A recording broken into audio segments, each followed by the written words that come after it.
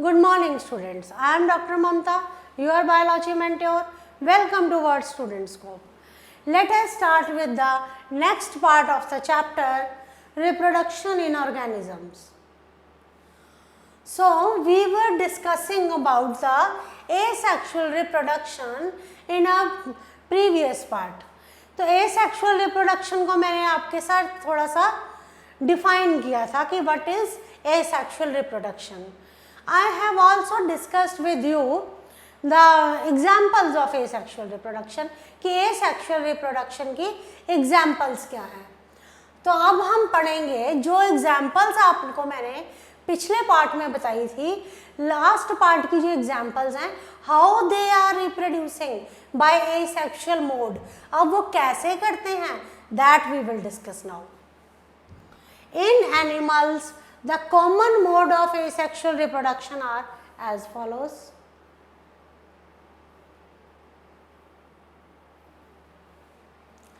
Fission, सबसे पहला method जो आता है हमारे पास, that is the fission.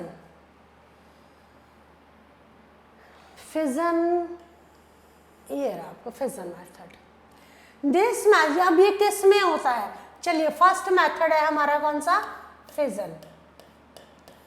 अब ये जो fission है ये किस में ऑब्जर्व किया गया था, प्रोटिस्टा एंड मोनेराज में. मैं क्यों कह रही हूँ कि इस चैप्टर का रिलेशन है बायोलॉजिकल क्लासिफिकेशन से, because in that chapter you will come to know what are the organisms in the kingdom Monera and in the kingdom Protista. तो ये हम उस चैप्टर को जब पढ़ेंगे तो आपको और क्लियर होगा. 11th क्लास का चैप्टर है वैसे, तो आपको क्लियर होगा. तो फिजन किस में ऑब्जर्व की गई, प्रोटिस्ट एंड मोनेरास में. सबसे पहला पॉइंट है कि फिजन किस में ऑब्जर्व हुई, प्रोटिस्टा में एंड मोनेरा में. प्रोटिस्टा एंड मोनेरा में हुई. फिजन में क्या होता है, nucleus divide first and the cytoplasm next. आपको याद होगा मैंने आपसे एक बार बात की थी, ये है हमारा सेल. मैंने कहा था जब डिवीजन होती है उसमें सबसे पहले क्या होता है, कैरियोकाइनेसिस होता है. कैरियोकाइनेसिस क्या होता है, division of nucleus, and it is immediately followed by cytokinesis, that is the division of cytoplasm. तो फिजन में क्या होता है, सबसे पहले न्यूक्लियस डिवाइड करता है, उसके बाद साइटोप्लाज्म. तो मैं ये कहना चाहती हूँ ये जो मदर सेल है, ये है आपका मदर सेल. ये मदर सेल है, ये किस में स्प्लिट हो गया है, 2 इक्वल साइज्ड डॉटर सेल्स में. ये स्प्लिट हो गया आपका 2 इक्वल साइज्ड डॉटर सेल्स में. अब आप एक बात देखो कि ये जो मदर सेल था, जब इसमें डिवीजन हुई तो पहले किसका डिवीजन हुआ, न्यूक्लियस का. उसके बाद कौन डिवाइड हुआ, साइटोप्लाज्म. न्यूक्लियस का डिवीजन हुआ, उसके बाद साइटोप्लाज्म का डिवीजन हुआ. तो मदर सेल स्प्लिट कर गया 2 इक्वल साइज्ड डॉटर सेल्स में. तो this division is of cell division type. तो ये डिवीजन कैसी है, सेल डिवीजन टाइप की. सेल डिवीजन टाइप का क्या मतलब हुआ कि जब सेल डिवाइड करता है तो डिवीजन कैसे होती है, first nucleus divide, it is known at karyokinesis, then cytoplasm divide, it is known as cytokinesis. तो आपके पास क्या आ जाते हैं, 2 डॉटर ऑर्गेनिजम्स, इसको हम डॉटर सेल्स भी कहते हैं. तो अब when the cytoplasmic division passes through any direction, the fission is called simple binary fission. देखो अभी हम डिस्कस किए, अभी हमने क्या डिस्कस किया है, फिजन. फिजन डिस्कस किए जिसमें मैंने बताया एक सेल 2 डॉटर सेल्स में डिवाइड हो गया. तो ये मैंने कहा न्यूक्लियस जो था आपका डिवाइड हुआ, ऐसा ही कहा मैंने कुछ. अब मैं कह रही हूं कि जो साइटोप्लाज्म डिवाइड हुआ, जो साइटोप्लाज्म डिवाइड हुआ, that passes through any direction. See ये है आपका अमीबा, ये अमीबा, इसका साइटोप्लाज्म डिवाइड होता है थ्रू एनी डायरेक्शन, सपोज करो ये ऐसे डिवाइड हो गया, ठीक है, साइटोप्लाज्म डिवाइड हो गया इन एनी डायरेक्शन। तो जब इसका साइटोप्लाज्म, अमीबा में क्या होता है, अमीबा सेल डिवाइड करता है बाय बाइनरी फिशन। ये याद रखना है अब, क्योंकि मैंने पहले बताया था कि जो एग्जाम्पल्स हैं उनको आपने अब देखना है, how they are reproducing by binary fission. As I told, asexual reproduction is common in unicellular organisms like amoeba. अगर अमीबा में रिप्रोडक्शन हो रही है तो कौन सी एसेक्सुअल रिप्रोडक्शन अमीबा में हो रही है, दैट इज बाइनरी फिशन। तो ये बात याद रखनी पड़ेगी। देखो जी, if the plane of the cytoplasm division coincides with the transfer axis of the individual. अब आप सपोज करो, हम पैरामीशियम का एग्जाम्पल अगर लें तो यहाँ पे वो कहता है कि अगर ट्रांसवर्स है, अगर जो मैंने आपको ना आगे, अच्छा ये यहाँ पे है डायग्राम, ठीक है। तो अभी हमने बाइनरी फिजन, सॉरी पहले ये डिस्कस कर लेते हैं। हमने बाइनरी फिजन पढ़ी थी, है ना, बाइनरी फिजन इन अमीबा। तो सी, ये है न्यूक्लियस कैसे डिवाइड हो रहा है, see, and it is ultimately divided into 2 daughter cells. तो because one cell, parent cell, is dividing into 2 daughter cells, तो दैट इज नोन एज, इसीलिए इसको क्या कहा गया, बाइनरी फिजन। और अगर plane of cytoplasmic division transverse axis पे हो जाए तो उसे ट्रांसवर्स बाइनरी फिजन कहते हैं। अगर लॉन्गिट्यूडनल हो जाए उसे लॉन्गिट्यूडनल बाइनरी फिजन कहते हैं, राइट। तो पैरामीशियम एंड प्लेनेरिया, तो पैरामीशियम एंड प्लेनेरिया जो है एग्जाम्पल्स हैं। अब क्वेश्चन यहाँ ये राइज होता है कि मैम आप कह रहे थे कि जो एसेक्सुअल रिप्रोडक्शन है that is common in single cell organism. अब सिंगल सेल ऑर्गेनिज्म में मैंने बता दिया कि अमीबा बाइनरी फिजन से रिप्रोड्यूस कर रहा है, ठीक है। अब पैरामीशियम कैसे कर रहा है, वो ट्रांसवर्स बाइनरी फिजन कर रहा है। जुगलीना कैसे कर रहा है, वो लॉन्गिट्यूडनल बाइनरी फिजन कर रहा है। तो अब मेरे को ये एक्सप्लेन करने की ज़रूरत नहीं है कि पैरामीशियम और प्लेनेरिया क्या कर रहे हैं, because here I have discussed.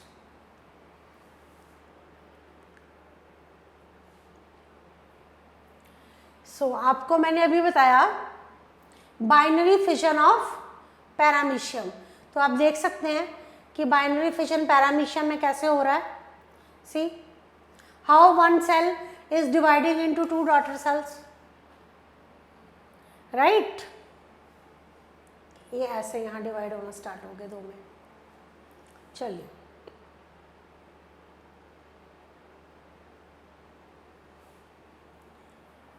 This kind of fission is known as longitudinal binary fission.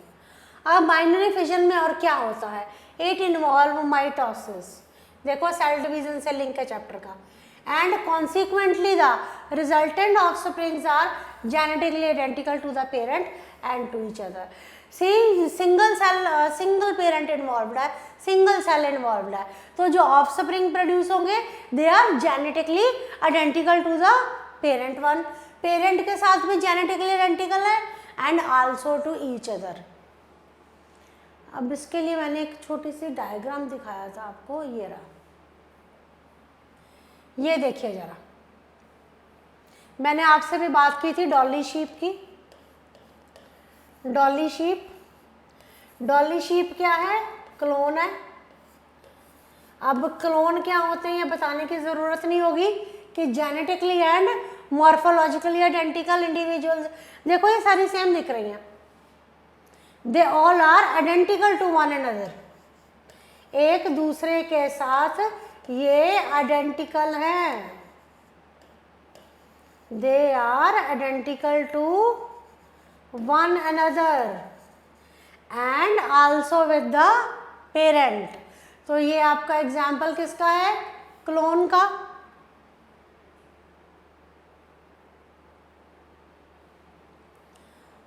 Sometimes the nucleus divides several times by amitotic division and thus large number of nuclei are formed.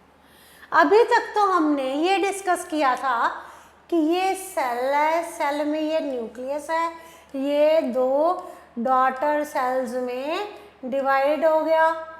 ये बात होगी clear. अब अगर nucleus several times divide कर जाए, several times ये है हमारा सेल, इसका न्यूक्लियस क्या है, मैंने बहुत बार डिवाइड करना है। सो ये क्या करे, ये रहा, ये डिवीज़न, ये डिवीज़न, ये डिवीज़न, तो बहुत बार ये क्या मैंने डिवाइड करना है। न्यूक्लियस अगर इसका बहुत बार डिवाइड करने लग जाए तो large number of nuclei are formed, तो कितने सारे न्यूक्लियाई बन गए। लेकिन इस पीरियड में साइटोप्लाज्म डिवाइड नहीं करता, तो साइटोप्लाज्म कहाँ कलेक्ट होता है, अराउंड ईच न्यूक्लियस। जब भी अगर एक सेल का न्यूक्लियस कहे कि मुझे बहुत बार डिवाइड करना है तो वो बहुत बार डिवाइड कर लेगा, लेकिन इस केस में साइटोप्लाज्म डिवाइड नहीं करेगा।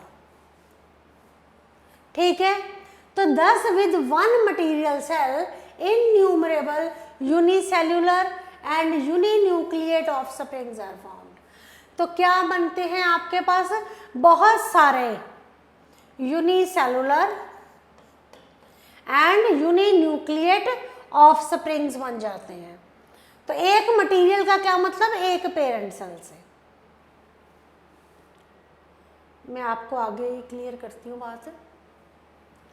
अभी ये बाइनरी फिजन हो रही थी इन सॉरी ये तो मल्टीपल फिजन थी, डायग्राम बाइनरी फिजन का। In course of time they live as independent unicellular organisms. तो क्या हुआ जी, ये था सेल डिवाइड किया किसमें, मैनी सेल्स में। वेट, सेल डिवाइड किया आपका मैनी सेल्स में, और ये क्या हो गए, बहुत सारे सेल का न्यूक्लियस डिवाइड किया मैनी न्यूक्लियस में, तो ये आपके बहुत सारे न्यूक्लियस बन गए। तो मैं ये कहती हूँ यहाँ साइटोप्लाज्म डिवाइड ही नहीं होता। अगर साइटोप्लाज्म यहाँ डिवाइड नहीं होता तो कहाँ जाता है, इसके आसपास, यहाँ साइटोप्लाज्म आ जाता है। So they live as independent unit, और कुछ टाइम के बाद ये बस्ट हो जाती, खुल जाती है, ब्रेक हो जाती है, और ये इंडिपेंडेंट सर्वाइव करते हैं। तो this method of reproduction is called multiple fission. Multiple fission किस में देखी गई, ये पूछा जाता है। मल्टीपल फिजन किस में देखी गई, अमीबा और पैरामीशियम में।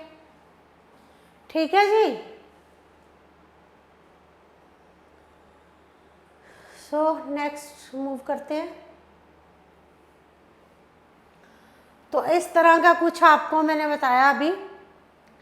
इसमें ना एक और कंडीशन है, वो भी डिस्कस कर लेते हैं, फिर मैं बाद में बताती हूँ। When conditions becomes favorable, अब फेवरेबल कंडीशंस आ गई। मैंने अभी बताया था कि फेवरेबल कंडीशंस कौन सी होती हैं, जिसमें सब कुछ ऑप्टिमम होता है। When conditions becomes favorable, the nucleus of encysted amoeba undergo multiple division। ये आपका अमीबा है, इसका न्यूक्लियस जो है ये देखिए डॉटर न्यूक्लियाई में बहुत सारे न्यूक्लियस में ये डिवाइड कर गया है। ठीक है, तो क्या हो गया है, large number of amoebae are formed. एक न्यूक्लियस मैंने अभी बताया था कि जब एक न्यूक्लियस बहुत सारे न्यूक्लियस में डिवाइड कर जाता है तो वो न्यूक्लियस थोड़ी देर के बाद इंडिपेंडेंट सर्वाइव करना स्टार्ट कर देते हैं।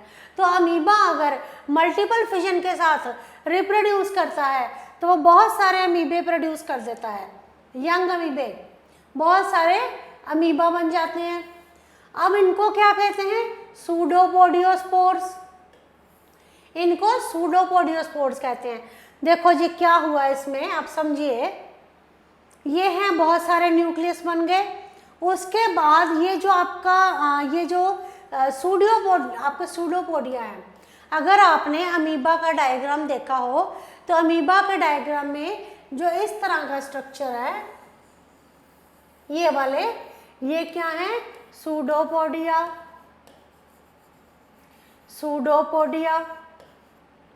ठीक है, तो ये सूडोपोडिया ब्रेक कर जाते हैं। अच्छा, आपको शायद इंसिस्टेशन का प्रोसेस नहीं अभी करवाया, तो ये ब्रेक कर जाते हैं, तो ये जो हमारे डॉटर न्यूक्लियाई बने हैं या डॉटर अमीबा बने हैं वो बाहर आ जाते हैं। इनको हम क्या कहते हैं, ये जो है इनको हम कहते हैं सूडोपोडियोस्पोर्स। तो लार्ज नंबर ऑफ अमीबे तो बनते ही हैं, इनको क्या कहा जाता है, सूडोपोडियोस्पोर्स। इनको सूडोपोडियोस्पोर क्यों कहा, क्योंकि अमीबा का जो सूडोपोडिया है वो विथड्रॉ किया जाता है और इस प्रोसेस में स्पोर्स बनते हैं, तो इस प्रोसेस को क्या कहा जाता है, स्पोरुलेशन। ठीक है जी, मेरे ख्याल से समझ आ रहा होगा। नेक्स्ट पे चलते हैं। When the cyst rupture, जब सिस्ट रप्चर कर जाती है तो सारे अमीबा रिलीज हो जाते हैं। अब क्वेश्चन आपको ये समझ नहीं आया होगा, सिस्ट कहाँ थी। ये सपोज करो आप अमीबा का सेल है, इसका न्यूक्लियस बहुत बार डिवाइड कर गया, तो इतने सारे न्यूक्लियस उसने बना लिए। अब क्या होता है, जब फेवरेबल कंडीशंस हमारे पास थी तो क्या होते हैं, यहाँ पे ना एक सिस्ट बन जाती है, 3 लेयर्ड वॉल बन जाती है। आप बस इतना याद रखो कि 3 लेयर्ड वॉल बन जाती है, वो क्या होती है, सिस्ट वॉल होती है, वो सिस्ट वॉल होती है। When the cyst rupture, जब सिस्ट रप्चर कर जाती है तो क्या होते हैं, सारे अमीबा रिलीज हो जाते हैं इनटू द मीडियम। अब प्लाज्मोडियम में, अच्छा ये ऐसा किस में होता है, प्लाज्मोडियम में। प्लाज्मोडियम में सिस्ट बनती है, process of encystation occurs in plasmodium. तो ये प्रोसेस जो होता है ये एक स्पेसिफिक स्टेज पे होता है। प्लाज्मोडियम का लाइफ साइकिल जब हम पढ़ेंगे तो उसमें एक स्टेज आएगी जिसमें इंसिस्टेशन होता है, तो ये हम उसमें देखेंगे। तो बाइनरी फिजन और मल्टीपल फिजन अमीबा की क्लियर है। अब चलते हैं बडिंग पे। इसमें क्या होता है, cells of some parts of the body of the animal repeatedly undergo mitotic cell division. समझिए बात को। In this method cells of some part of the body of animal, आप जैसे ये देखो, ये पेरेंट हाइड्रा है, ठीक है, इसमें क्या है, some part of the body of animal, कोई पार्ट ले लो आप, बॉडी एनिमल बॉडी का कोई भी पार्ट, वो माइटोटिकली डिवाइड कर जाता है, डिविजन्स हो जाती हैं, बहुत ज़्यादा डिविजन्स हो जाती हैं और उसका कोई भी पार्ट जो है वो रेज।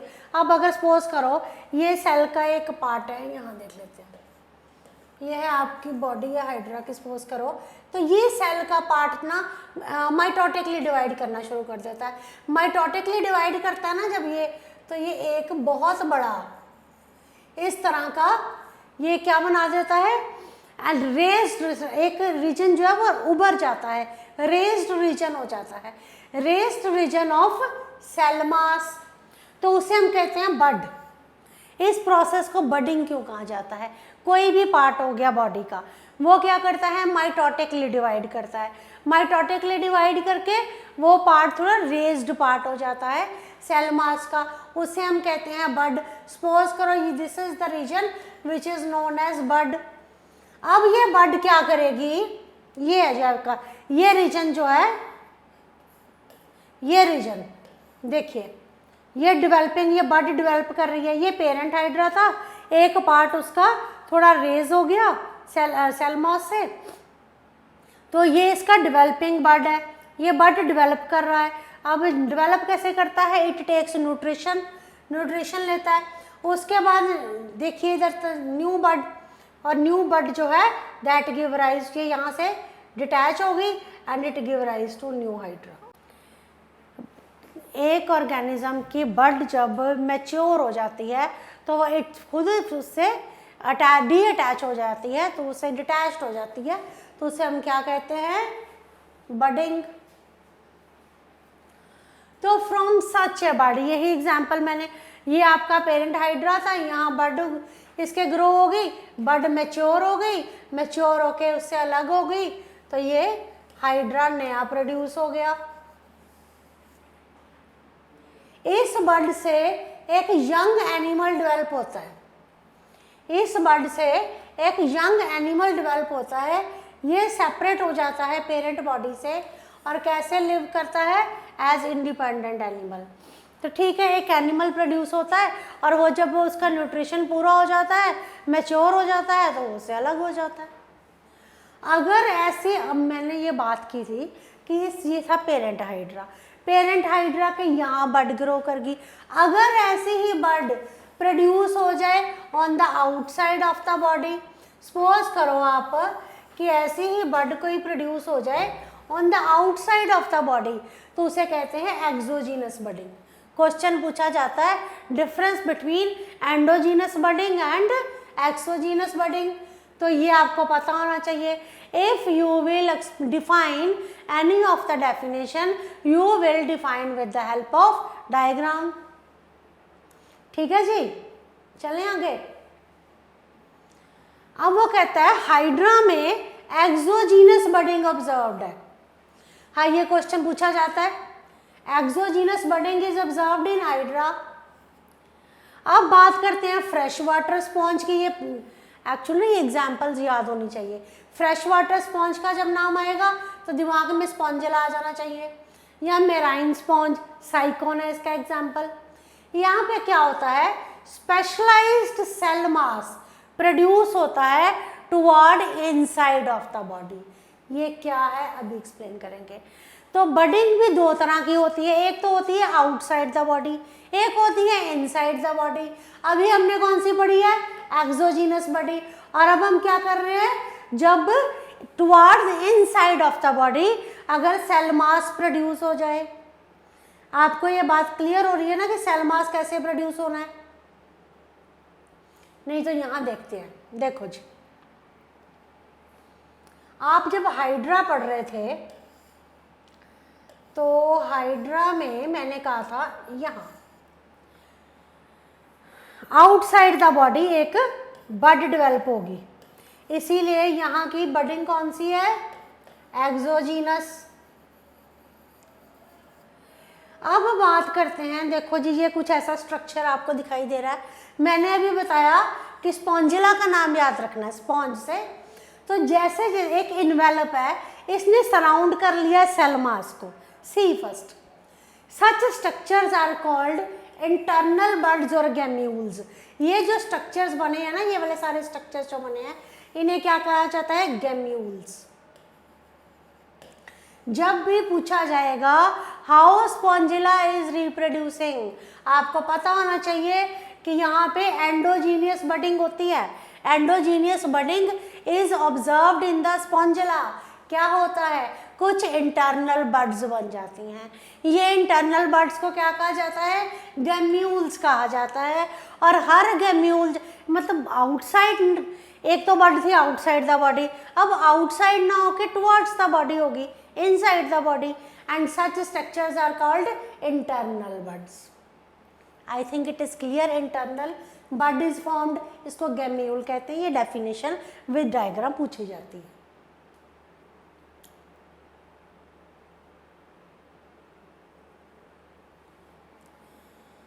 फ्रेगमेंटेशन,